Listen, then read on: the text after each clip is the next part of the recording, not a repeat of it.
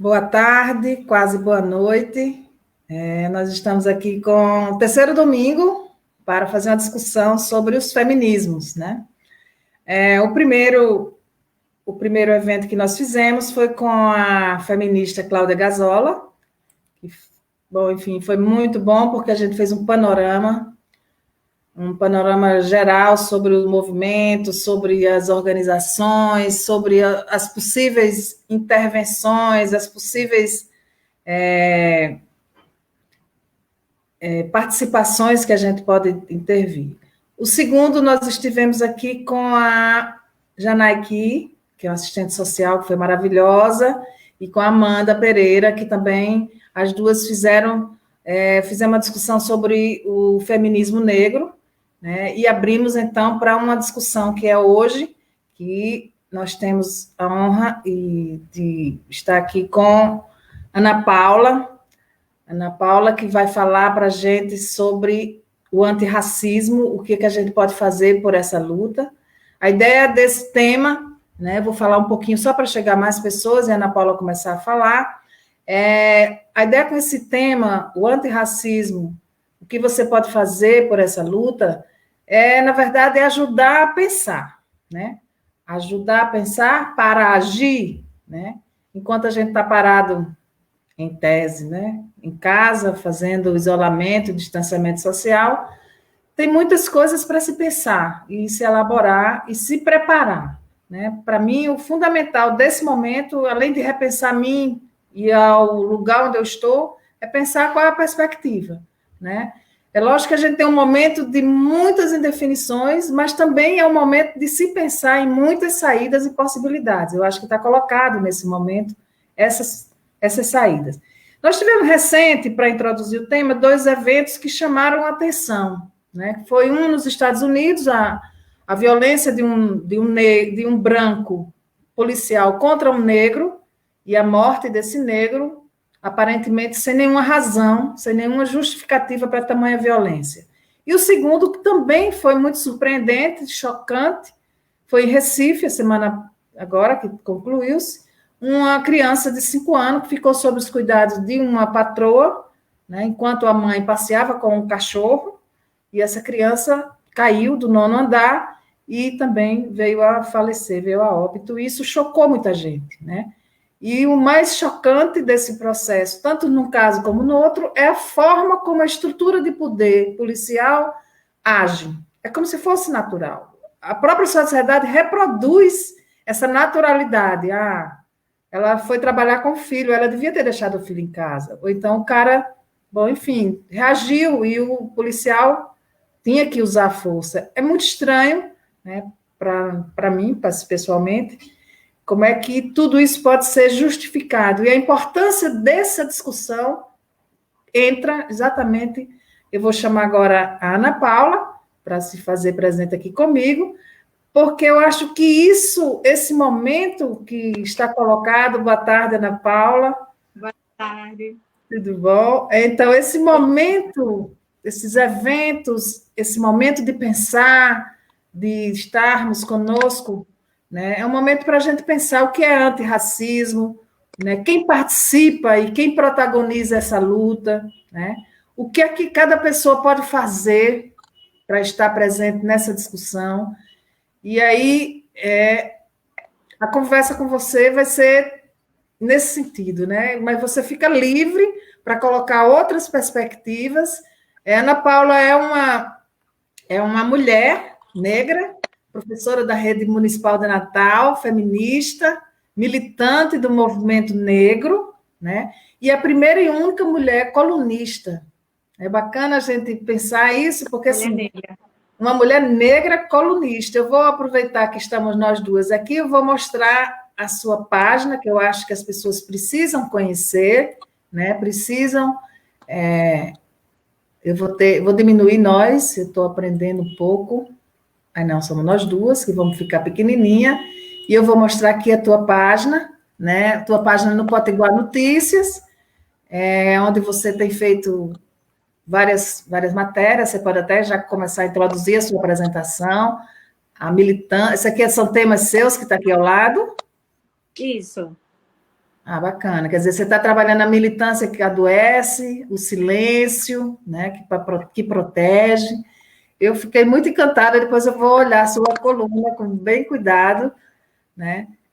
Você está falando de muitas coisas que, enfim, está passando pela nossa discussão aqui também, né? E a outra coisa que é muito interessante que a Ana Paula tem feito é na sua página do Instagram, ela tem debatido, né? Eu acho que você podia introduzir isso para as pessoas se ligarem. Que horário que você está fazendo a discussão, Ana Paula? Segunda, quarta e sexta, geralmente às 18 horas, algumas pessoas às 19 por causa do horário do convidado. Certo, certo, mas bacana. Bom, então todo mundo pode acessar a sua página, procurar Campus APNC, né? Campus APNC, e procurar essas novidades que a Ana Paula está colocando para a gente. Bom, Ana Paula, agora a palavra está com você. Agradeço mais uma vez sua presença e dizer que para nós é um grande prazer. Vamos lá. Vou deixar você aí sozinha, depois a gente vai chegando junto, ou você quer que eu fique aqui um pedaço? Tanto Do jeito que faz. você achar melhor. Tá Se quiser legal. ficar, Eu vou ficar e depois você de começar eu saio. tá bom. Vamos lá. Antes de mais nada, eu queria agradecer o convite, fiquei super honrada, até porque eu vi que só tem pessoas potentes participando da discussão, então é muito bom fazer parte desse processo. Uma das coisas que me angustiou muito, e por isso eu comecei a fazer as lives, é porque eu dizia muito para minha filha, no futuro, quando você abrir os livros de história e as pessoas comentarem o que é que a gente fez nesse momento, eu quero que você entenda que sua mãe fez militância, sua mãe não estava dormindo em berço esplêndido, sabe, de uma maneira muito conveniente, vendo as pessoas morrerem sem fazer absolutamente nada. Então, eu acho que uma das formas de atuar é através dessa militância online, que é o que a gente pode fazer agora, né? Bom, o tema vai ser antirracismo. Eu organizei aqui alguns tópicos para não me perder, porque eu falo demais. E recentemente eu tenho recebido muitas perguntas de várias pessoas sobre os acontecimentos, enfim. Observo comentários que as pessoas colocam, né, no Instagram ou no Facebook. E aí a nossa conversa hoje vai ser muito associada a esse pensamento dessas pessoas, porque eu acho que de repente é a dúvida de muita gente, tá? Então, antes da gente debater o que é antirracismo, eu acho que é importante a gente entender, antes de mais nada, o que é ser racista, né? E eu já escutei pessoas dizerem assim, mas eu não sou racista porque eu tenho um amigo negro. Então, eu não sou racista porque eu não diferencio as pessoas pela cor, né? Para mim, é todo mundo humano. E é importante que a gente entenda que a discussão do racismo, ela não está no campo individual. A gente está falando de uma coisa estrutural. Racismo, ele é estrutural e estruturante. Então, não é só o que você pensa que vai mudar a realidade. Infelizmente, a gente não pode considerar a opinião individual das pessoas ou o fato de só fulano não ser racista e ser o suficiente. Entende? Então, vamos lá. É quase que impossível um branco não ser racista. É quase que impossível. Por quê? Porque nós aprendemos nos livros didáticos, nas mídias, nos filmes, na política, a gente não vê pessoas potentes, é muito difícil você ver negros em cargos de poder, é muito difícil você ver pessoas negras sendo representadas de maneira positiva na televisão. A gente cresce sem conhecer a literatura negra. Então, você acaba compreendendo, aceitando a ideia de que negro ele é inferior, ele vai ocupar aqueles empregos que não são valorizados pela sociedade, que são relevantes, mas que não são valorizados pela sociedade. E aí é muito difícil você perceber, olhar para o negro de outra maneira. Então, Marielle Franco, ela tem uma fala muito legal que ela diz assim, é muito difícil lutar contra o racismo no Brasil, porque ninguém é racista. Então, é difícil você lutar contra uma opressão que não existe. Então, minha gente, quando a gente fala em racismo, quando uma pessoa negra chegar para você e disser que aquele seu comentário foi racista, ou como eu estou fazendo agora, eu estou chegando para as pessoas brancas, eu estou dizendo, vocês são racistas, antes de se armar contra a pessoa negra, procure colocar a mão na sua consciência e refletir se você realmente não é, porque não é questão de culpa sua, não é sua culpa, é uma questão de responsabilidade. A partir dessa informação, o que é que eu posso fazer? Como é que eu posso lidar com isso, tá certo? Então, olha só, uma vez que a gente compreendeu o que é ser racista, vamos pensar aqui como fazer uma luta antirracista. E uma pergunta que eu recebo frequente é: Ana Paula, eu me solidarizo com você. Estou aqui mexida, estou sofrendo aqui com a morte de Miguel. Como é que eu faço para me unir à sua luta? E aí a primeira coisa que eu falo é: vamos entender que a luta não é minha. A luta é nossa. A luta antirracista não é uma luta do povo negro, é uma luta de todo mundo. Porque, compreenda, o racismo só está estruturado e ele só se mantém por causa de uma elite branca que faz com que isso se permaneça assim, né? A gente tem pouco mais de 100 anos de abolição da escravatura e a gente não percebe que mudou muita coisa.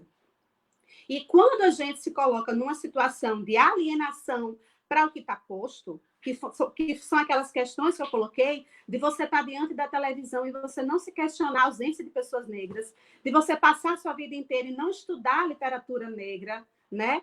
Quando isso não lhe incomoda, você está sendo racista. Você está colaborando para que o status quo permaneça como ele está, tá? Então, como é que eu posso, de fato, efetuar uma luta antirracista? Então, vamos ver. Primeira coisa, você precisa ler mais pessoas negras. E aí eu faço um desafio para você. Quantos livros de literatura negra, principalmente de mulheres, você já leu na sua vida? Não, se você falou Machado de Assis ou se você falou Lauta de Souza, não conta, porque quando você leu, achou que ele era branco, né? Os livros didáticos trataram de embranquecer esse povo e a gente achou que eles eram brancos. Da atualidade, quem é que você conhece? Percebe? E aí você pode dizer assim, mas é porque na escola só mostravam homens brancos. E aí eu acabei crescendo sem ver, tá, gente? Mas a gente tem uma gama de livros maravilhosos. A gente tem a editora Malês, que além de ser uma editora de pessoas negras, só publica escritores negros. E assim, nós somos, eu acho que esse é um ponto crucial para a gente pensar toda a nossa conversa. Nós somos 56% da população. 56% da população é negra e parda. Vocês não acham estranho vocês estarem na frente da televisão e todos os atores e atrizes, em sua maioria, serem brancos? Vocês não acham estranho a novela da Globo fazer uma novela lá na Bahia, onde tem 84% de pessoas negras, é o maior número de pessoas negras fora da África, e só tem, em sua maioria, pessoas brancas? Compreende como isso é delicado? Esses dias, eu vi uma postagem no Facebook que era assim, comente 7 livros que você leu. E aí era uma danação de macho branco. E aí eu questionei assim, eu desafio você a colocar aqui quantos livros de literatura negra você leu. E aí começou assim, uma discussão que eu penso que é até desnecessária. Porque numa hora quando uma pessoa negra faz um questionamento como esse, e eu espero que aconteça isso hoje também com essa minha fala, na hora que uma pessoa desequilibra você, na hora que uma pessoa negra fala alguma coisa que tira você dessa zona de conforto, que lhe irrita, que lhe incomoda, esse é o primeiro sinal de que a coisa não está correta. Que você precisa, no mínimo, parar e repensar o que você está fazendo. Outra coisa que a gente precisa fazer sabe aquelas figurinhas de WhatsApp, que é bem comum, agora todo mundo manda, eu particularmente adoro. A gente vai mandar eu mando uma frase ou figurinha, uma frase ou figurinha. Vocês já pararam para pensar no teor dessas figurinhas? Porque a grande maioria daquelas figurinhas, ela tem um teor homofóbico, ela tem um teor racista, ela tem um teor de discriminação. E aquilo não é engraçado. Isso não é engraçado. Entende? A Adilson Moreira ele vai ter um livro da coleção Feminismos Plurais que fala sobre o racismo recreativo. E eu indico a leitura desse livro. É fundamental que a gente estude sobre isso para entender por que em pandemia a gente faz piadinha no WhatsApp com relação a ser gordo, com relação a ser negro. Inclusive, teve um vídeo recentemente que era um ritual africano de uma empresa na África, não vou lembrar agora o país, que o empresário adotou uma prática de colocar os africanos levando um caixão com dança. Porque a visão que nós, africanos, quando eu falo nós, eu estou falando que eu sou africana em diáspora, né? Eu vim trazida para cá à força. E aí, quando eu falo, quando eu vou falar da morte na África, a gente tem uma outra perspectiva de ver a morte, diferente do Ocidente. Então, isso viralizou como meme e, assim, virou piada. E eu fico me questionando, se fosse um meme com relação à morte vista, por exemplo, da crucificação de Jesus, por exemplo, ia irritar muita gente, não ia? Ia provocar a ira de muita gente. E por que é tão aceitável, é tão natural? As pessoas encaram com naturalidade, não é natural. As pessoas encaram com naturalidade fazer piada com as culturas de outras regiões, de outros povos. Percebe? E aí vão botando a mão na consciência, vão fazendo um checklist para no final vocês me dizerem quantos pontos vocês fizeram. Outra coisa, toda vez que eu estou fazendo alguma fala, aparece uma pessoa do nada e vem dizer que não concorda. Gente, e geralmente quando eu estou dando palestra, é homem branco, que vai ficar o tempo todo tentando interferir em minha fala, interrompendo, dizendo que não concorda. Quando eu argumento, ele vai dizer que eu não entendo. Não, você não entendeu o que eu quis dizer. Não foi bem isso que eu quis falar. Qual é a dificuldade de você parar e silenciar para ouvir uma pessoa negra? Porque, assim, quando a gente vai pensar em lugar de fala, todo mundo tem lugar de fala. Lugar de fala não quer dizer interditar o debate. Todo mundo tem lugar de fala. Mas você, como pessoa branca, por mais que você estude, por mais que você goste da cultura negra, você nunca vai saber, na real, o que é ser uma pessoa negra. Então, quando for um assunto de uma pessoa negra, pare e silencie, escute. Apenas pare e escute o que essa pessoa tem a dizer. E quando uma pessoa negra disser, meu amor, você está sendo racista, baixe a cabeça, aceite aquela informação e vá para casa pensar como é que você pode mudar. Entendeu? Ficar se justificando, ficar tentando passar pano quente, ficar dizendo que a gente entendeu mal. Não, eu sei onde a dor dói. Eu sei onde me doeu. Eu posso dizer, só eu posso dizer, como mulher negra, se foi racismo ou não. Tá certo? Outra coisa que eu acho importantíssimo, eu tenho organizado durante o mês de maio, mês de junho, lives trazendo convidados super potentes para falar sobre temas extremamente relevantes para a nossa população como um todo. Porque, como eu disse, o antirracismo não é só para mim, não é só para a população negra, é para todo mundo. E aí a gente vai ter também a Jamila Ribeiro fazendo várias lives com convidados. A gente vai ver vários artistas e instituições negras fazendo várias lives. Eu pergunto, quantas lives de pessoas negras você assistiu? Quantas lives de pessoas negras ou apresentações de pessoas negras você compartilhou, você prestigiou? Se você põe a mão na cabeça, faz uma reflexão e você vai dizer assim, caramba, eu só assisti homem branco. Eu só assisti gente branca. Tem coisa errada aí. Como é que você quer aprender a ser antirracista se você não para ouvir o preto? Intelectuais negros. Será que isso não tem a ver com o fato de você achar que intelectualidade só está associada a homem branco? E que quando uma mulher, principalmente uma mulher negra, fala, né? Mais que homem, quando uma mulher negra fala, porque a gente foi educada para ser bela, recatada e do lar. E na hora que a gente se levanta como intelectual e foge daquele estereótipo de mulher mulata, né? Que foi imposto para a gente, sociedade. Será que é fácil para essa pessoa aceitar, silenciar e ouvir? E dizer, caramba, ela está citando autores que eu nunca li na minha vida. Está na hora de eu começar a buscar, a ouvir a história sendo contada pela boca do povo preto, que é o que Chimamanda Adichie vai dizer. A gente passou a vida inteira escutando a história única dos brancos. E aí, se o caçador conta a versão, ele vai contar a versão, né, de vitorioso. Está na hora da gente ouvir o leão. Né? Outra coisa, saia da sua alienação. É isso mesmo. A gente cresceu sob uma estrutura racista que manipulou a nossa mente, inclusive a minha. Eu estou com quase 40 anos e foi um dia desse que eu descobri que eu era mulher negra. Até um tempo desse eu era morena, completamente alienada aos problemas da minha raça. E enquanto eu estava dormindo em berço esplêndido, completamente alienada, meu povo preto estava morrendo. Então, é urgente, é urgente. Eu até escrevi um texto para a coluna do jornal Potiguar Notícia discutindo isso, né? que as pessoas estão discutindo a pandemia da sala de estar, e lá no terreiro as pessoas estão morrendo, estão passando fome. Então, enquanto tem gente aqui na internet discutindo, ai, eu estou tão sem criatividade. Gente, é sério que o maior problema é discutir a falta de criatividade, a sua não capacidade de escrever durante uma pandemia, enquanto tem pessoas morrendo e passando fome? Compreende? Outra coisa que eu acho que é fundamental citar aqui, e talvez a mais importante, abra a bolsa, abra a carteira.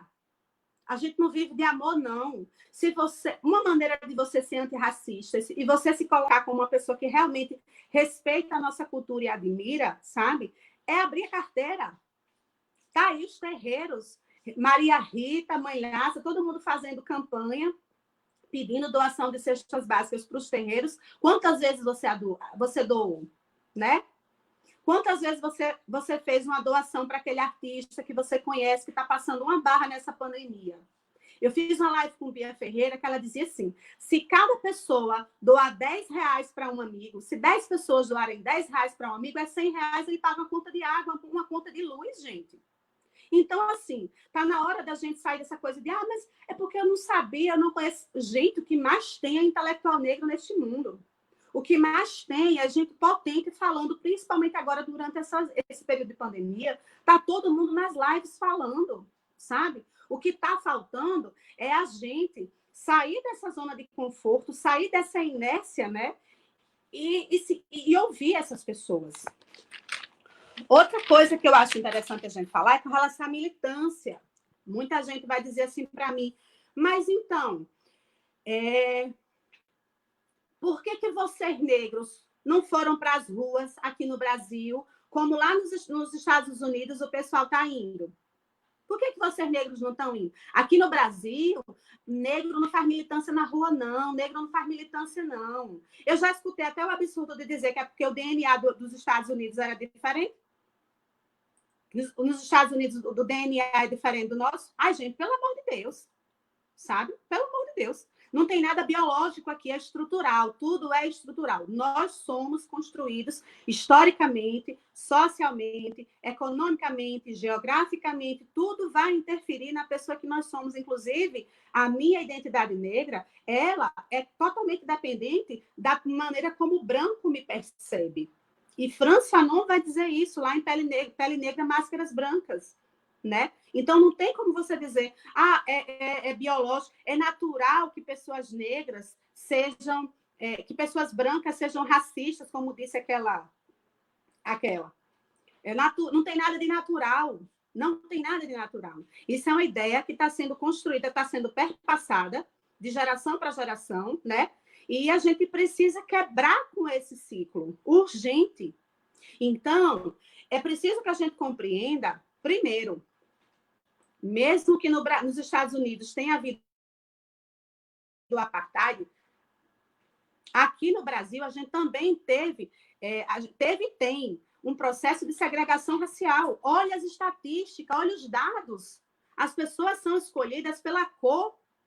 As pessoas que acessam os melhores empregos são pessoas brancas, as pessoas que mais morrem nesse país são pessoas negras, né? E quando a gente vai pensar numa questão de interseccionalidade, porque é impossível você pensar qualquer tema sem ser pelo viés da interseccionalidade.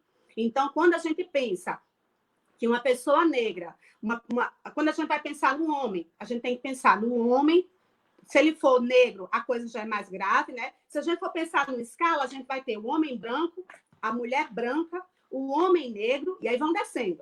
A mulher negra, e se ela for trans, a coisa ainda fica mais grave. As pautas são completamente diferentes. Mas quando a gente vai pensar em termos de resistência, mas o povo aqui no Brasil, ele é muito acomodado, é um povo que aceitou a escravidão com muita condescendência, assim, não lutou. Gente, pelo amor de Deus, não abra a boca para dizer um absurdo desse, não. Nós resistimos desde a hora que nós fomos sequestrados na África, fomos colocados nos barcos, nos navios negreiros. Já houve resistência dali. Ninguém nunca foi passivo diante do que estava acontecendo, não. Nós tivemos os quilombos, nós tivemos vários líderes quilombolas, inclusive mulheres quilombolas, né? Como Dandara, como Teresa de Benguela, que foram resistência, nós tivemos revoltas indígenas, nós tivemos revoltas negras, como a balaiada, como a revolta dos malês, nós tivemos a própria capoeira, que foi uma forma de resistir, né? Nós tivemos os terreiros das religiões de matriz africana e que resistem até hoje, apesar de toda a tentativa de destruir, porque Pai Sidney lançou um livro agora chamado Intolerância Religiosa, que no livro ele acaba discutindo que, na verdade, isso é racismo religioso, porque eu posso ser intolerante com um budista, mas não tem nada a ver com raça, essa minha intolerância, tem a ver apenas com religião. E quando a gente pensa no ódio destilado às pessoas de terreiro, a gente tem ódio daquela religião porque a gente associou a negro e foi ensinado para a gente de que tudo que vem do negro é ruim, é negativo, é demoníaco. Então, quando o Pai Sidney fez uma pesquisa para poder colocar no livro e narrar quantas religiões, instituições religiosas foram atacadas, as únicas que foram atacadas foram os terreiros. Não tem nenhum dado dizendo que o povo de terreiro saiu para atacar outra religião, nem para revidar. Então, se nós somos atacados, inclusive, o diretor da Fundação Palmares chegou a dizer, né, que ia acabar com os terreiros, que ia acabar com esse povo. E, assim, você percebe que até aqui a gente vem resistindo. Se a gente pensar que no final da escravidão, com a abolição, negro não tinha acesso à terra, negro não tinha acesso à educação, negro não podia votar, negro não podia trabalhar, porque tinha um plano eugenista de clarear a raça, né? E aí qualquer negro estava livre, desde que não fosse criminoso. E aí qualquer criminoso era sambista, capoeirista, candomblecista, ou seja, todo mundo era criminoso. Essas pessoas eram colocadas na prisão e a pena era trabalhar de graça para o senhor de engenho. Isso não é escravidão? Então, minha gente, antes de abrir a boca e dizer que a gente não foi resistência, vamos estudar. Nós temos aí o Movimento Negro Unificado, que foi um movimento montado por Lélia Gonzalez e por Abdias Nascimento. Inclusive, é importante a gente dizer que eu já escutei até dizendo assim, mas é porque nos Estados Unidos eles têm Malcolm X. Nós temos Lélia Gonzalez, nós temos Abdias Nascimento, nós temos Beatriz Nascimento, nós temos, deixa eu citar mais alguém, Luísa Bairros. Nós temos vários intelectuais, tá? E aí, voltando para a questão do cara lá da Fundação Palmares, eu escutei assim dizendo, mas o que você acha sobre isso? Ele é preto, olha aí preto falando sobre preto. Ei, vamos lembrar que atrás de todo capitão do mato existe um senhor de engenho. Vamos lembrar que, apesar dele ser negro, nós somos diversos e ele não está na militância, ele não está a serviço do movimento negro. Ele deixou muito claro desde o início que ele está a serviço do Bolsonaro. E vamos entender que isso é uma manobra deste governo para dizer, olha, eu não sou antirracista, olha aqui, eu tenho um negro trabalhando comigo. E aí, todas as cagadas que ele faz, ele vai dizer, não fui eu não, foi ele que disse. E é uma maneira dele se eximir da culpa. Então, é importante a gente compreender essas questões. É importante que a gente entenda, será que você, quando ataca o presidente da Fundação Palmares, eu não estou defendendo, mas será que quando você ataca o presidente da Fundação Palmares, você ataca com tanta força pessoas brancas que estão falando besteira por aí?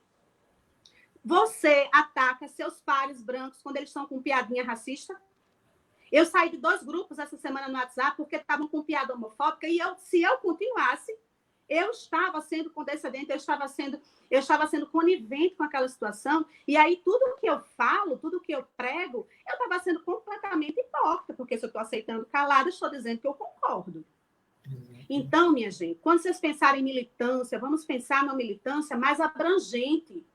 Neste momento, ir para as ruas é completamente inconsequente. Nós estamos vivendo um momento de pandemia. Não vamos comprar esse discurso da necropolítica de dizer, mas vocês precisam ir para a rua, se você não for para a rua, você não é um militante raiz. Gente, pelo amor de Deus, isso é uma tentativa de genocídio. Pessoas negras na rua agora, elas vão estar expostas à pandemia, mas que isso, nós sabemos que a reação de um policial para um negro é completamente diferente da reação que os policiais têm em relação a um homem branco. Está aí o cara da Alphaville para provar isso. Quantos brancos que botaram o dedo na cara de um negro e disseram: por que vocês não vão para a rua fazer militância? Quantos de vocês foram? Quantos de vocês disseram: não, preta, fica em casa que eu vou no seu lugar? Porque você é alvo. Quando a gente é preta, a gente já nasceu com alvo. Eu tenho um amigo que é negro e ele usava um Black Power. Ele disse: Ana, nós estamos em novembro do ano passado. De janeiro a novembro, eu já fui parado pela polícia 12 vezes. E só 2 delas eu não apanhei. E nós estamos falando de um adolescente que estuda, que trabalha para ajudar a família. Ana Paula, então, não a gente ficar acusando os outros, vamos botar a mão na consciência. Só uma questão que você disse aí na sua fala, que eu acho bacana. Meu pai era negro, né? Não era um negro, mas era um negro. E era tido, como você diz, era um moreno, né? A minha família é dividida, tem gente com olho azul e tem gente que é negra, mas ninguém se considera negro. Isso é cultural, né? Quando você estava falando também dos intelectuais, eu me lembrei, na área de geografia, de arquitetura e urbanismo, nós temos um grande negro, que foi o intelectual brasileiro para tratar da questão das cidades, que foi Milton Santos. Um cara fenomenal, né? Perfeito. Produziu uma literatura para a geografia e para o urbanismo, como nenhum outro pensou as cidades brasileiras e a urbanidade brasileira. Então, a gente tem muitos nomes, tem muitas questões.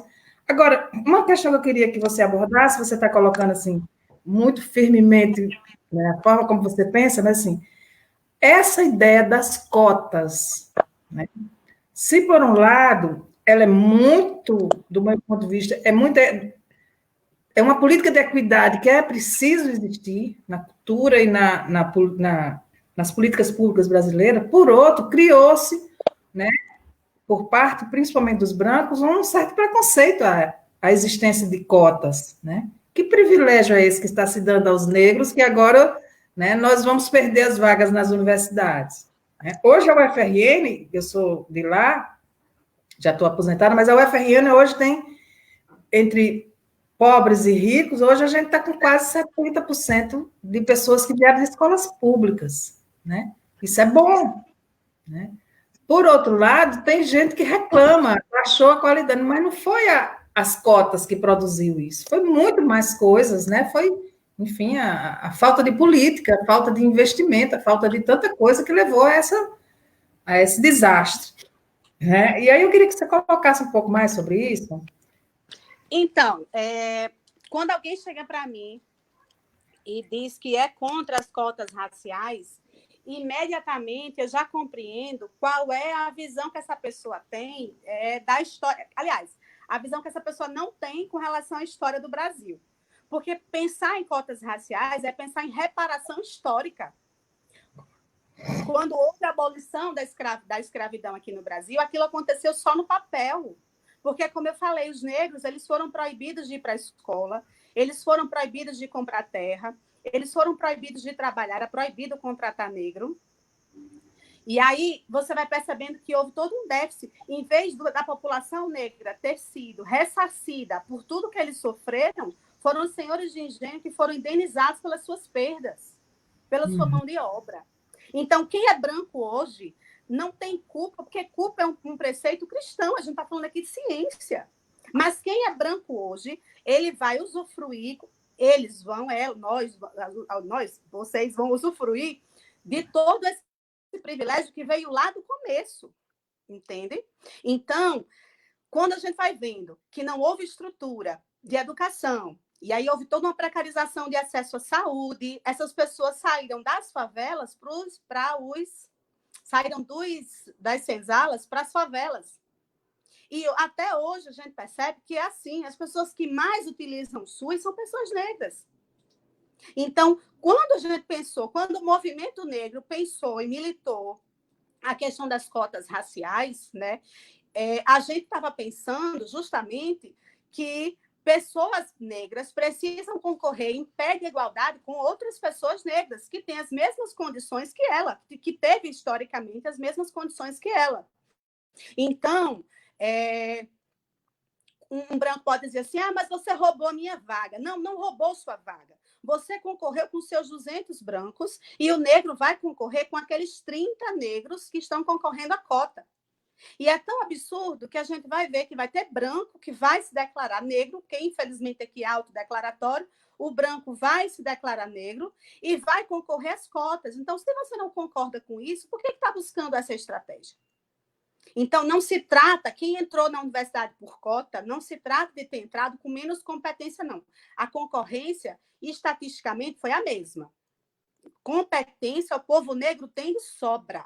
Nós temos intelectuais, inclusive, os primeiros matemáticos foram africanos, sabe? A matemática surgiu na África, a escrita surgiu na África, então a gente vai ver que todos os saberes que a gente tem hoje vieram do povo africano, né? A gente tem aquela arquitetura belíssima, a gente tem muita coisa boa para a gente aprender, que foi apagada para parecer que tudo veio dos gregos. Né? Então, a gente tem a África aí como realmente o berço da humanidade, mas o velho mundo é a Grécia, é a Europa. Vocês entendem? Então, é importante, antes da gente abrir a boca para estar reivindicando as coisas, é importante a gente compreender que tudo que acontece hoje, minha gente, é fruto de toda uma história, né, de todo um processo histórico eugenista, um plano eugenista que está em curso para manter as pessoas negras na favela, para matar os povos negros. Abdias Nascimento tem um livro chamado Genocídio do Povo Brasileiro, onde ele vai dizer que esse genocídio não é nem só físico, é um genocídio psicológico, porque só sabe a dor uma mulher negra que precisou alisar o cabelo para se sentir aceita, você não, só sabe ela, a dor que ela sentiu. Porque são produtos que queimam a cabeça. Só sabe a dor de um menino desse que é revistado na rua, toda vez que sai. Porque um branco, quando vê um policial, ele sente alívio. Um homem negro sente pavor. Então, é importante. Aí, hoje, eu vejo as pessoas dizendo assim, meu Deus, eu estou tão chocada com a morte de Miguel. Como é que isso aconteceu? Gente, é chocante.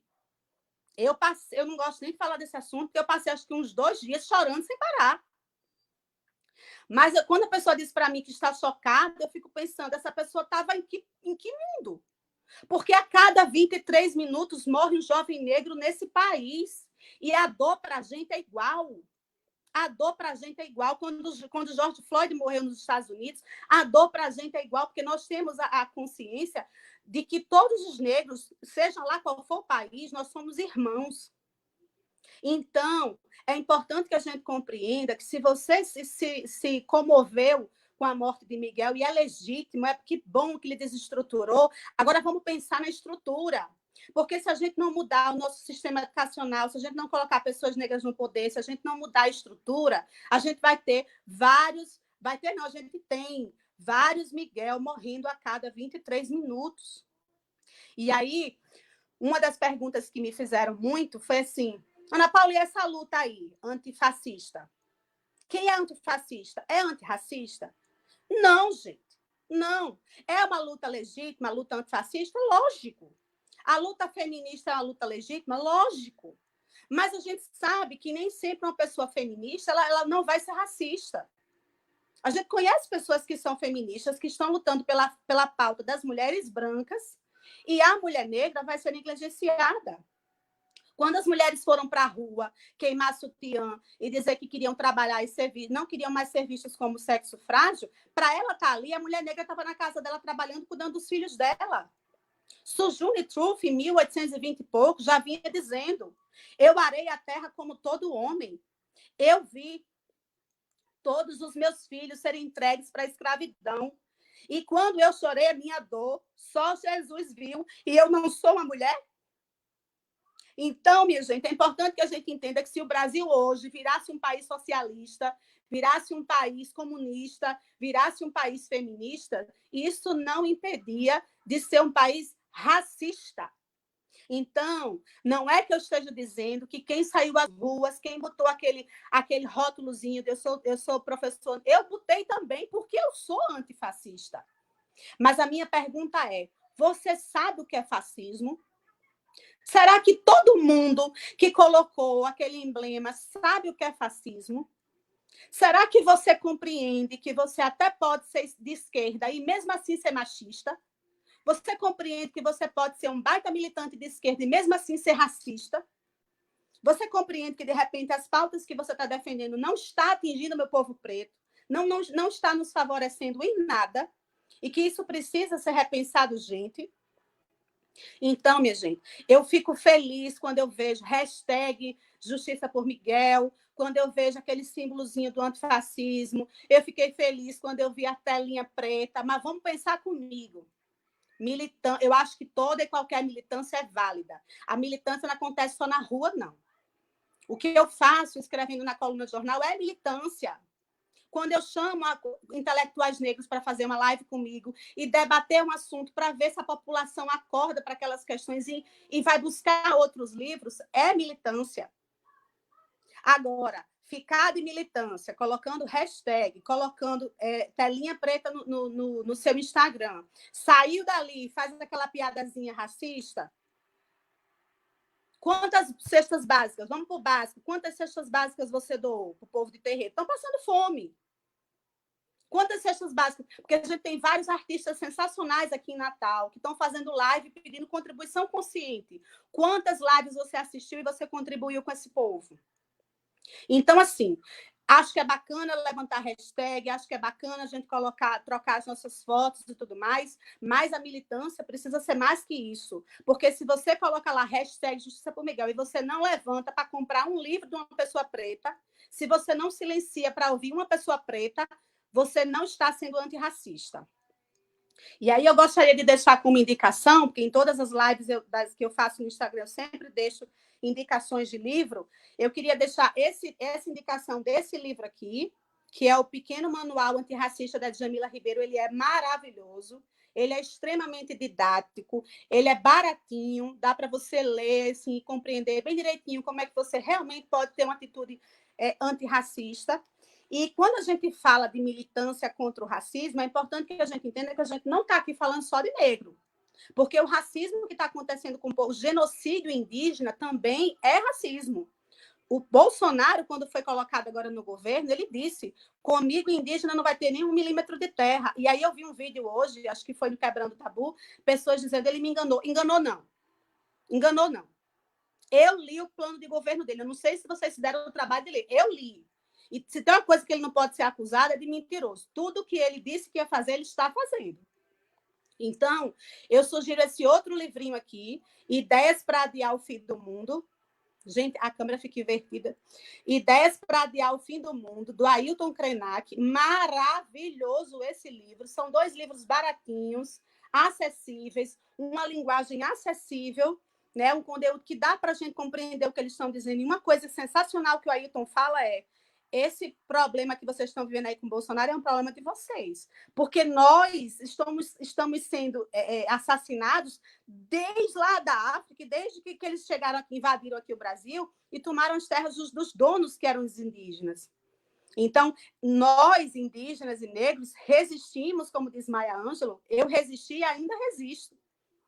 Então, é preciso que a gente acorde. Inclusive, esses intelectuais de academia, de universidade, que carregam o título de mestre e doutor, agora eu vou lembrar uma frase de Angela Davis: se o seu diploma só serve para elevar o seu status social, ele não serve para nada. Se o seu diploma não serve para mudar o status quo, ele não serve para nada. Os nossos saberes, a nossa intelectualidade precisa estar diretamente ligada a mudança da sociedade. Então, é preciso que a gente leia pessoas negras para a gente entender as pautas das pessoas negras. Por exemplo, quando eu penso em saúde da mulher negra, eu preciso saber que a mulher negra, o povo, as pessoas negras, elas são mais susceptíveis de ter anemia falciforme.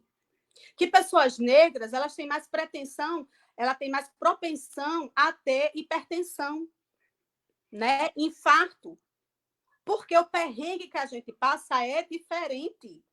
Então, o médico, quando vai atender uma pessoa preta, se ele realmente está se dizendo antirracista, ele precisa, no mínimo, saber que as minhas doenças são diferentes. Quando um psicólogo vai atender uma pessoa preta, ele tem que entender, quando eu chego lá e digo: olha, eu alisei o meu cabelo a vida inteira. Era um produto que fedia água sanitária, e quando eu chegava na escola, eu tinha que passar 2, 3 dias assim, perdendo aula para não sofrer racismo. Porque ficavam falando: esse cabelo está fedendo e tudo mais. Eu vim aceitar o meu cabelo um dia desse, e você pode dizer, tá vendo? Negro é racista com ele mesmo. Não! Negro não pode ser racista com ele, não, porque isso não vai livrar a gente da opressão, não, meu bem. O que a gente está dizendo é que é uma estrutura tão cruel que nem o negro quer ser negro. Porque a gente entendeu que está associada a coisa negativa. E aí, quando a gente conhece Bell Hooks, Angela Davis, Lélia Gonzalez, Neuza Santos Souza, e a gente começa a entender, então aquilo que eu passei foi racismo. Então foi por isso que falaram comigo daquela forma. A gente começa a se fortalecer a nossa identidade. E aí, falando em identidade, eu preciso frisar. Vamos lembrar que a luta contra o racismo não é uma luta identitária. Ninguém está falando aqui de lutar a favor dos negros. É uma luta social. Angela Davis já dizia, quando uma mulher negra se movimenta, toda a sociedade se movimenta com ela. Ela está dizendo justamente isso. Você não está me fazendo um favor, não. Quem desumaniza também se desumaniza, como diria Joyce Bert. Então, a luta antirracista é uma luta de todos. Todo mundo precisa chegar junto e lutar junto, porque quem produz racismo é branco. Quem mantém o racismo ali posto é o branco. Quando você não lê literatura negra, você está reforçando essa estrutura. Quando você não compra de pessoas negras, você está reforçando essa estrutura. Entende? Quando você não se inquieta com a ausência de preto no seu trabalho, a única mulher preta está na faxina, terceirizada, você está fortalecendo essa estrutura. Então, a luta antirracista, apesar de ser uma luta racial, quando a gente fala raça, eu estou falando de brancos e negros, é porque a gente se habituou a entender o branco como universalizado. Negro é o outro. Mas branco é raça também. Então, a luta antirracista é uma luta racial de brancos, negros e indígenas. A gente precisa deixar isso muito claro. É isso, acho que eu já falei até demais. Ana Paula, muito obrigada. Eu vou entrar aqui contigo agora, na linha do que eu tinha, do que a gente tinha conversado, que eu não estou como debatedora aqui. Eu estou primeiro como escutadora, e eu estou muito grata de ter escutado você falando que foi maravilhoso. Eu fiquei o tempo todo fazendo assim quando você falava, então foi muito legal. Pessoal, as reações aqui foram todas muito boas, todo mundo gostou bastante. E aí, enquanto perguntadora, qual que é a minha função aqui? É, na verdade, estabelecer algumas conexões entre o que foi acontecendo nos debates aqui na página e o que aconteceu nos debates anteriores. Então, um pouco, qual que é a ideia? É quase como se fosse assistindo uma série, você está na terceira temporada, então tem um resuminho rápido para ir conectando, como chegamos aqui. A Giovana já falou um pouquinho disso, eu vou rapidamente só pegar algumas questões que foram surgindo e que têm muita relação com o debate de hoje. Então, a gente começou a usar os domingos, a gente tem as lives do projeto, a gente começou a usar os domingos para debater feminismos e questões que foram surgindo a partir do debate do feminismo. Então, no primeiro dia que a gente conversou com a Cláudia Gazola, a gente até depois virou um textinho. A partir da Bell Hooks, a gente fez uma discussão que foi feminismo é para todo mundo, na ideia de feminismo interessa para todo mundo. Só que a gente pode colocar assim, feminismo é para todo mundo? Ponto de interrogação. Deveria ser, mas será que é? E aí a segunda discussão que a gente trouxe foi justamente essa relação entre feminismos e movimentos negros, trazendo as diversas perspectivas e possibilidades. Então, a Janaíque trouxe feminismo interseccional, justamente a discussão de articular gênero, raça e classe. E a Amanda trouxe a discussão do mulherismo africano. E ela dizia, eu não sou feminista, eu não reivindico o feminismo, eu reivindico o aquilombamento do meu povo negro. Então a gente discutiu as diversas possibilidades. E aí, no dia de hoje, qual que foi a ideia da gente trazer o debate do antirracismo? Exatamente como você maravilhosamente colocou, e aí, como você trouxe a Angela Davis para a roda, chamando ela de volta, essa ideia, exatamente, não adianta você não ser racista, você tem que ser antirracista. Não ser racista não adianta. E aí, a nossa preocupação, que é um pouco a questão que eu vou trazer, e que foi surgindo em várias das nossas conversas, várias das nossas duas conversas anteriores, foi, muito bem, então nós, todas e todos, temos responsabilidades nessa luta antirracista. Mas a gente tem papéis diferentes, como você bem colocou. E aí, qual que era um pouco a discussão? Bom, primeiro, entender melhor os papéis de cada um nessa discussão, então, o protagonismo das pessoas negras, a importância das pessoas brancas discutirem a branquitude, entenderem os seus privilégios, entenderem que também ocupam um espaço de privilégio, que a partir desse espaço é importante disputar a discussão do racismo. Então, a gente brincava do WhatsApp dos homens no jogo de futebol de quarta-noite, a gente fala, bom, então as pessoas brancas também têm acesso a um WhatsApp que elas podem discutir racismo com as pessoas brancas. Mas aí, qual que é a questão que eu queria te colocar a partir dessas reflexões? Se a luta antirracista ela tem que ser feita por todo mundo, com o protagonismo das pessoas negras, a gente tem que estar juntos e juntas. Mas isso também traz um monte de desafio. Porque, concordando muito contigo, se o racismo é uma ideologia e ela estrutura as relações sociais, as pessoas brancas são racistas. Então, como é que a gente vai conseguir fazer uma grande coalizão? Porque a gente precisa de uma grande coalizão. Uma grande coalizão na qual existem pessoas que são opressoras e pessoas que são oprimidas. Como a gente consegue construir isso? Porque é tudo menos banal esse processo. E é um processo de muita dor, porque significa para as pessoas negras ter que conviver com pessoas que oprimem. E assim, eu, por exemplo, tenho muita consciência disso. Eu sou racista. E por mais que eu tente desconstruir meu racismo, eu sou racista o tempo todo. Então, eu trago porque eu represento essa branquitude. Então, como é que a gente consegue construir uma coalizão que seja ampla e antirracista e lidar com essa situação que é tão complexa, que é você ter opressor e oprimido dentro dessa grande coalizão? Como a gente faz? Eu acho que o primeiro grande passo é como eu falei, comece a ler as histórias narradas pelo povo preto. A gente tem uma coleção lindíssima da Unesco, que são vários exemplares, inclusive existe em PDF, circula, eu vejo muito circulando pelo WhatsApp, que é a história da África contada pelo povo preto. A gente precisa ler obras para além de Gilberto Freire. Eu li Gilberto Freire, porque até para contestar você precisa conhecer. Então eu li, mas é um autor branco que vai falar do povo preto e vai dizer, gente, nós somos humanos.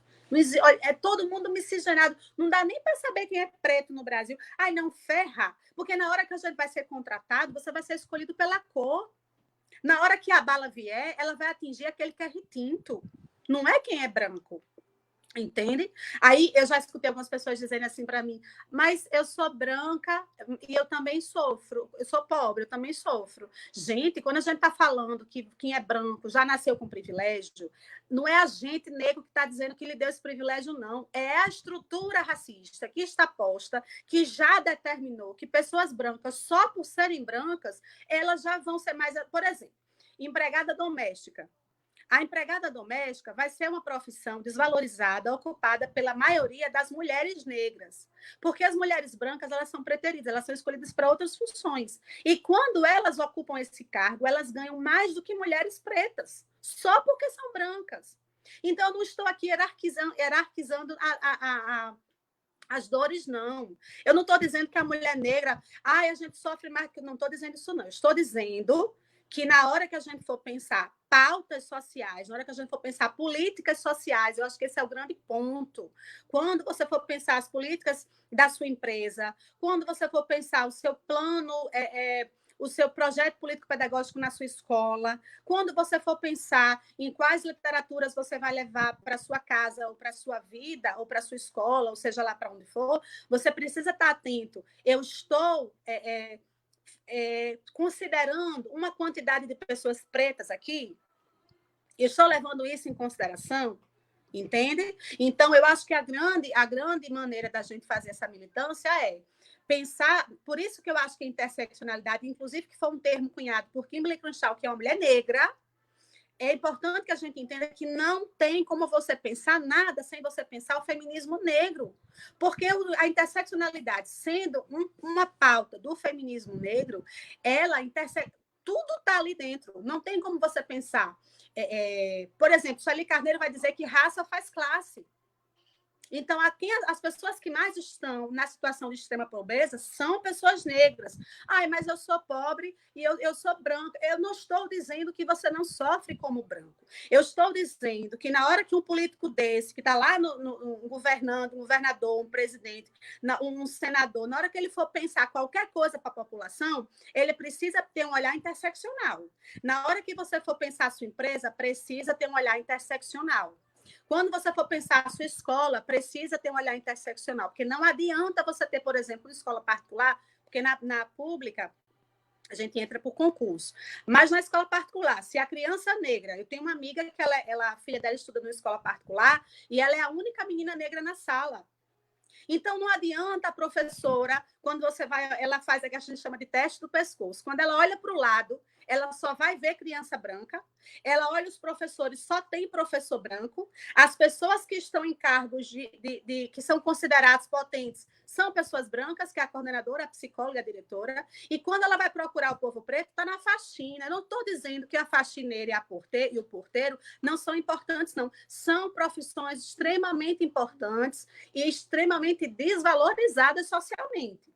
Mas vamos e convenhamos, ninguém no Brasil vai ter um filho e vai dizer: meu sonho é que meu filho cresça e vá trabalhar como terceirizado numa empresa como faxineira. Não vai.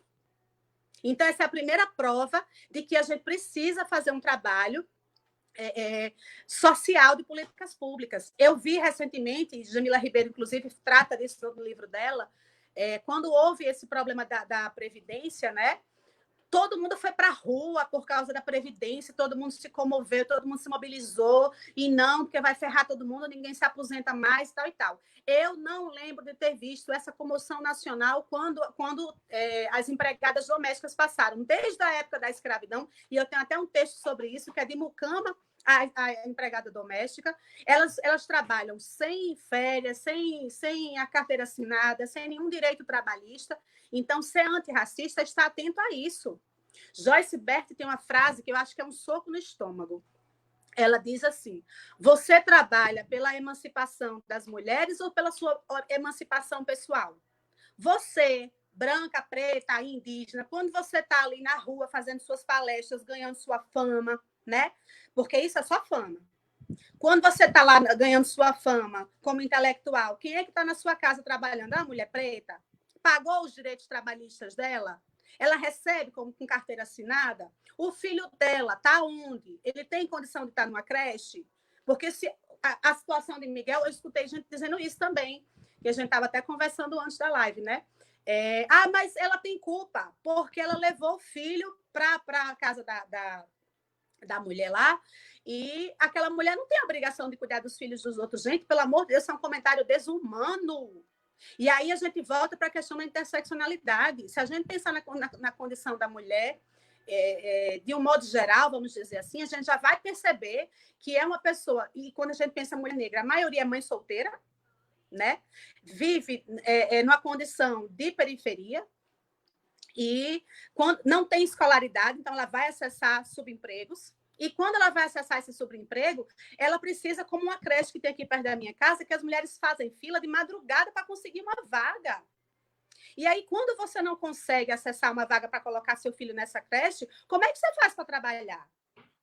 Porque a dona da casa lá não vai aceitar seu filho lá, entende? Então, a gente precisa ter esse olhar sensível. A gente precisa olhar que a situação das mulheres, em especial mulheres negras, em especial mais ainda as mulheres trans, quando eu falo especial, não é que seja mais hierarquizando a dor, não. Eu estou falando de ser mais complexo. Vamos pensar nas mulheres trans.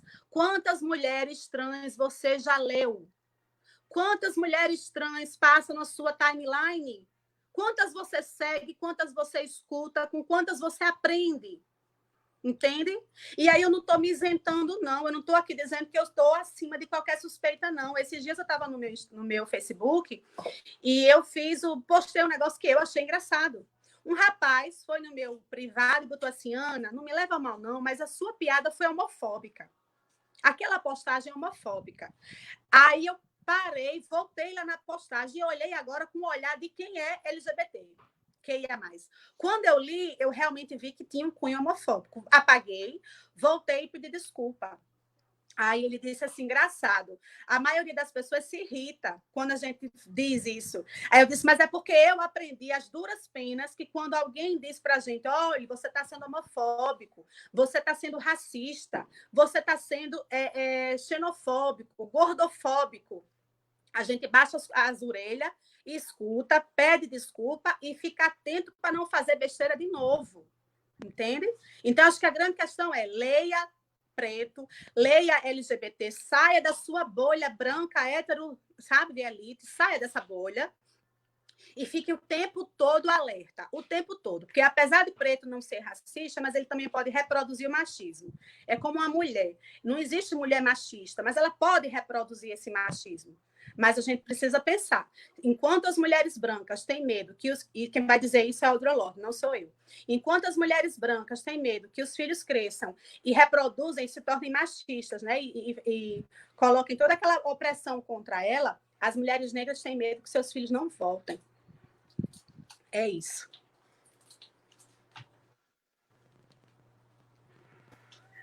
E todo mundo está sendo boa tarde. Gente, eu estava relutante em entrar aqui. As meninas. Primeiro, assim, eu acho que a gente tem que exercitar muita coisa nessa pandemia. E uma das coisas que a gente tem que exercitar é a escuta.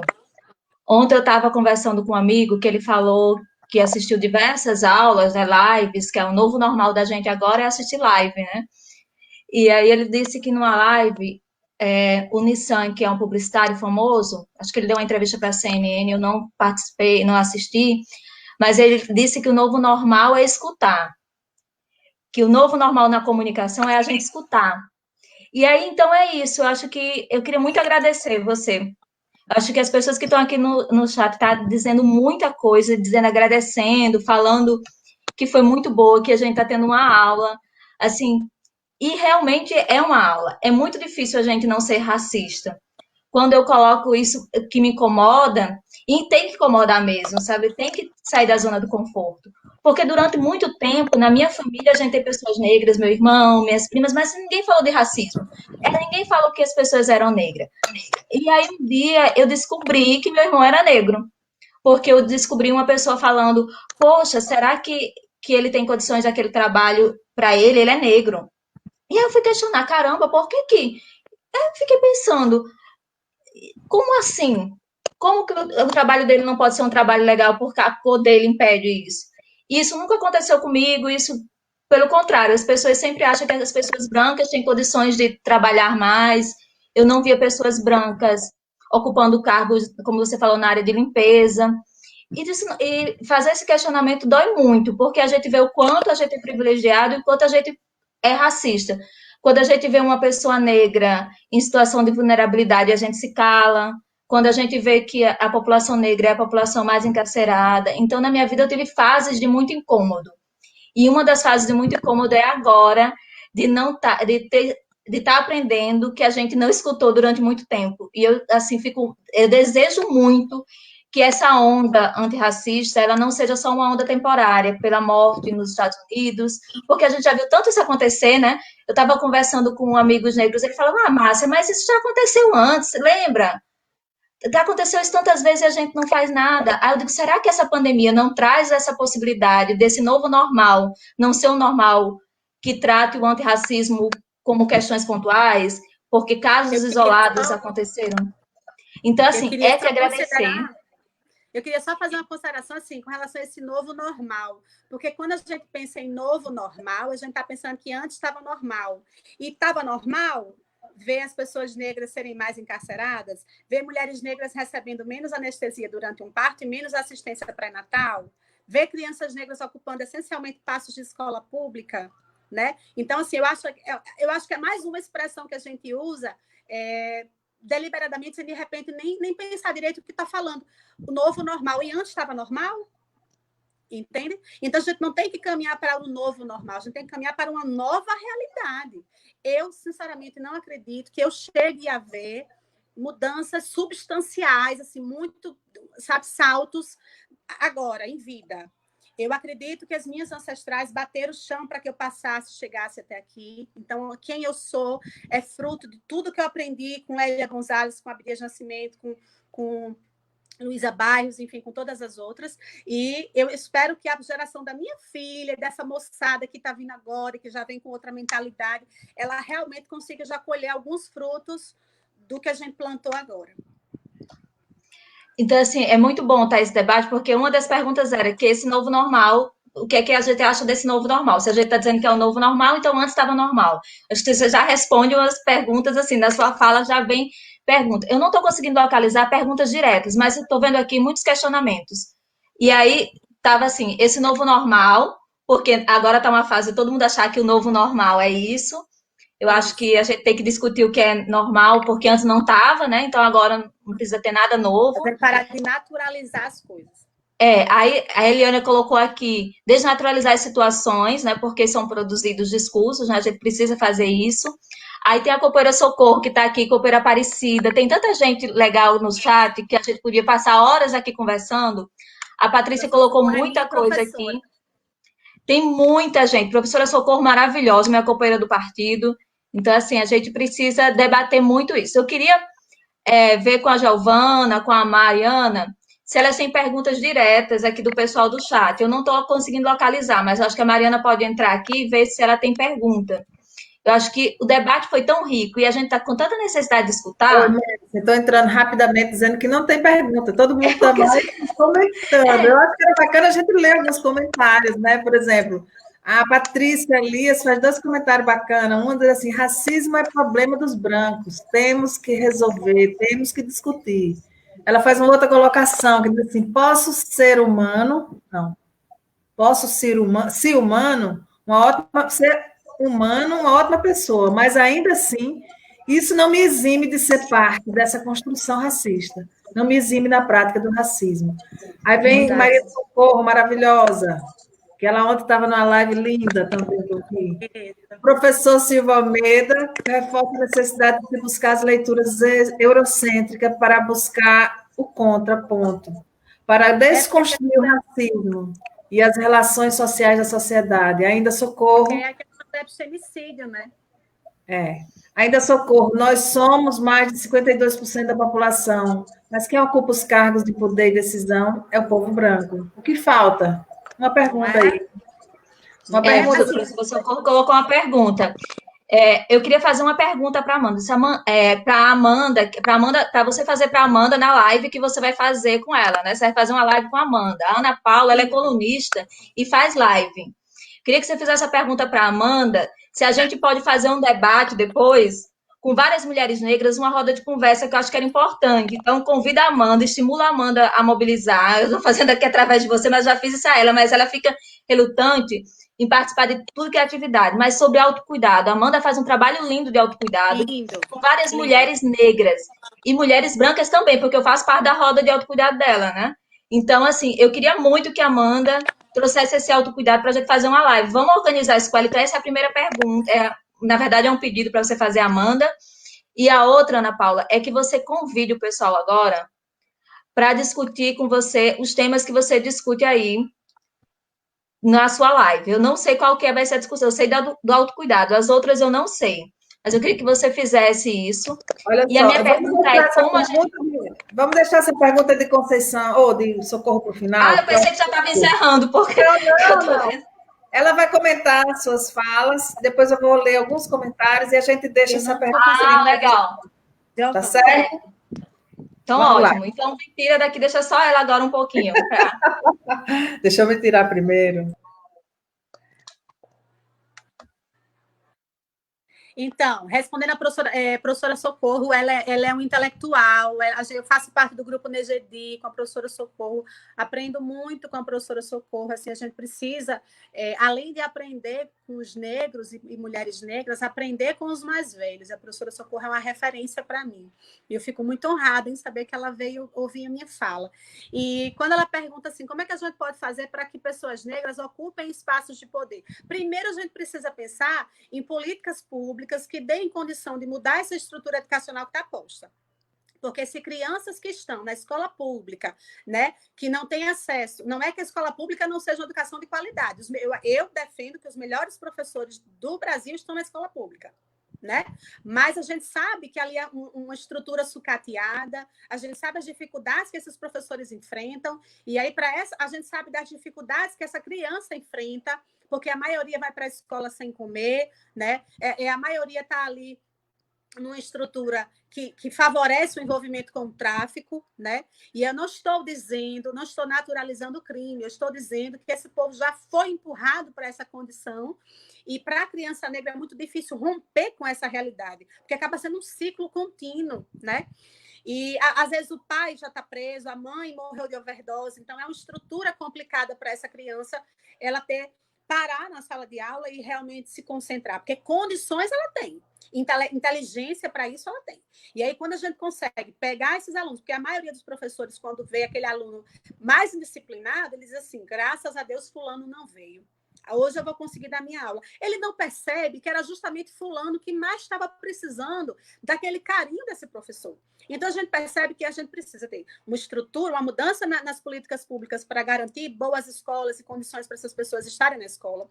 A gente precisa garantir condições dessa família se sustentar, dela ter um bom emprego, dela ter assistência à saúde, dela ter uma moradia digna, né? Porque se a gente pensar, inclusive, em saneamento básico, os bairros onde as pessoas pretas ocupam, o maior número de falta de saneamento está no grupo de pessoas negras, né? No livro Sueli Carneiro, Escritos de uma Vida, ela traz todos esses dados. Então, a gente precisa pensar com atenção na questão da pessoa negra. Não é que a gente sofra, não é isso. Eu estou falando na hora de pensar a sua política pública, pensar de uma maneira com especificidade para cada grupo, né? Para a mulher trans, para a mulher negra, enfim. E aí, quando você pensa na questão da educação, você está dando condição dessa criança partir para a faculdade. Quando a gente pensa a cota, já é uma coisa bacana, porque deu acesso, deu condições, oportunidade, que o que nos falta, na verdade, é oportunidade, para esse público entrar na faculdade. Mas a gente ainda precisa caminhar mais, porque entrar na universidade não é condição dessa pessoa preta permanecer. Porque se a gente pensar que é uma mulher negra, que é mãe solteira e que tem que trabalhar o dia inteiro e estudar à noite, ela vai conseguir manter esse curso exausta? Vai deixar esse filho com quem? E se a gente pensar que muitas vezes essa pessoa negra que entrou na faculdade, ela não tem condição de pagar as passagens para ir para a universidade, ela não tem condição de pagar as apostilas para estar ali dentro, como é que ela vai se manter no curso? Né? E aí, quando não tem condição de fazer um curso de inglês, por exemplo, por fora, porque ela só consegue, o máximo que ela consegue é fazer aquilo ali. Aí, quando ela está dentro da faculdade, ela não vai estudar autores negros, então vai ser aquele epistemicídio, né? Ela não vai ver autores negros, ela vai estudar, em sua maioria, homens brancos, ela não se vê representada ali, aí a sua identidade, essa autoestima vai ser completamente violentada, né? Então, ela já começa a se achar, não se achar capaz de competir em pé de igualdade, e, em certa medida, ela realmente não está, porque as oportunidades não se abriram para ela. Jamila Ribeiro, ela vai dizer num vídeo, acho que era um vídeo, que ela disse assim, que, por exemplo, você que é dono de empresa, quando você vai abrir currículo, você coloca, por exemplo, que você quer as pessoas da Universidade X, que é considerada potência. Quando você coloca uma vaga de emprego, você coloca que você quer que a pessoa tenha fluência em inglês. Uma pessoa negra dificilmente vai ter fluência em inglês, não é porque não tenha competência, não é porque ela não tenha capacidade, ela tem. O que faltou foi condição de pagar um cursinho desse de inglês. Então, de repente, a gente precisa pensar numa estrutura governamental, mas numa estrutura particular também. Você que é dono de empresa, precisa estar pensando, será que eu estou abrindo cota? Eu fui chamada por uma empresa ano passado para fazer uma espécie de assessoria, uma conversa com as pessoas da empresa. E uma das questões era essa, porque a responsável me disse assim, não, Ana, a gente já tem cotas para mulheres negras e para mulheres trans. E aí eu fiz assim, mas vocês contratam pessoas negras e nos cargos de poder, quem ocupa? Ela disse, não, a gente também tem uma quantidade, por exemplo, precisa haver tantas pessoas, tantas mulheres negras em cargos de poder. Eu fiz, porque assim, dizer que contrata mulher, mas na chefia só tem homem, né? Então a gente não está falando aí de uma luta realmente feminista, de uma luta realmente antirracista. compreende? De uma luta anti-sexismo contra o machismo. E outra questão que a gente precisa pensar também quando você está lá dentro, por exemplo, uma pessoa que é de candomblé, sexta-feira ela precisa usar branco. Sua empresa está disposta a compreender que na sexta-feira ela vai precisar usar roupa branca e não a farda da empresa? Então, são questões delicadas, e eu estou falando de candomblé, estou falando do Umbanda, estou falando da Jurema. As pessoas da sociedade, quando a gente fala em interseccionalidade, quando a gente fala de mulher negra, de mulher trans, de mulher indígena, a gente precisa estar atento às especificidades de cada pauta. Não adianta generalizar e ficar falando, mas porque a humanidade, porque a gente está lutando por uma raça humana, a gente está lutando por... Gata, eu posso de todo o meu coração desejar com todas as minhas forças que seja tudo igual para todo mundo, e é o que eu mais quero. Mas, infelizmente, as estatísticas mostram o contrário. E enquanto a gente não acordar para a vida e olhar que a gente precisa, sim, olhar para as estatísticas, e esses números precisam nos dar um alerta e servir de ponto base para a gente pensar todas essas pautas, a gente não avança. Perfeito, perfeito. Eu estava aqui extasiada, porque você é poderosa demais, mulher. Você fala que é uma... Todo mundo aqui lhe elogiando, dizendo que você dá uma aula, você é poderosa, você colocou coisas fantásticas, a professora Socorro até ressaltou. Essa sua discussão sobre o novo normal abre outra perspectiva de ver, né? Foi muito importante você dizer isso. A luta é permanente, diz Socorro aqui, e é isso mesmo. O novo normal não vai resolver muita coisa, né? Pode ser que até que nem seja normal, como a gente espera que seja. Enfim, é um momento muito, muito bacana. Vou colocar minhas colegas de volta para a gente fazer o encerramento. Dizer que você foi maravilhosa. Nós agradecemos muito mesmo. Você deixou aqui, olha, Maria Tereza Barreto, muito bom, dizendo... Eliana Guerra dizendo desnaturalizar situações que são cristalizadas e reproduzidas nos discursos. A professora Cibele está aqui no pseudônimo de Let's. Ela está dizendo pessimismo em termos do novo normal. Péssimo esse termo novo normal. Normal sempre foi terrível também. Que mais? Está aqui dizendo coisas bacanas. Todo mundo está dizendo coisas, só estou pensando alguns nomes. Patrícia Elias já foi citada, que ela cita aqui que é um problema. Ela diz, inclusive, a Patrícia, que esse tema tem que ir para as escolas. Sabe? Esse discurso que você faz, você própria está na escola, imagina o poder que você não deve desempenhar. Né? Deixa eu aproveitar aqui para promover o trabalho da Ana Paula, que é muito legal. Inclusive, isso que você está falando, vai ter uma live sobre a Lei 10.639, não vai ter, Ana Paula, essa semana? Olha só.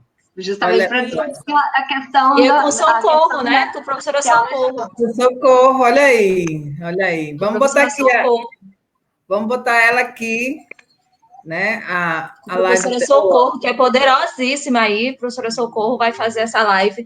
Ana, obrigada de novo, assim, eu estou recebendo aqui mensagens do privado. De dar palestra, de fazer debate com alunos, com professores, com as famílias, e...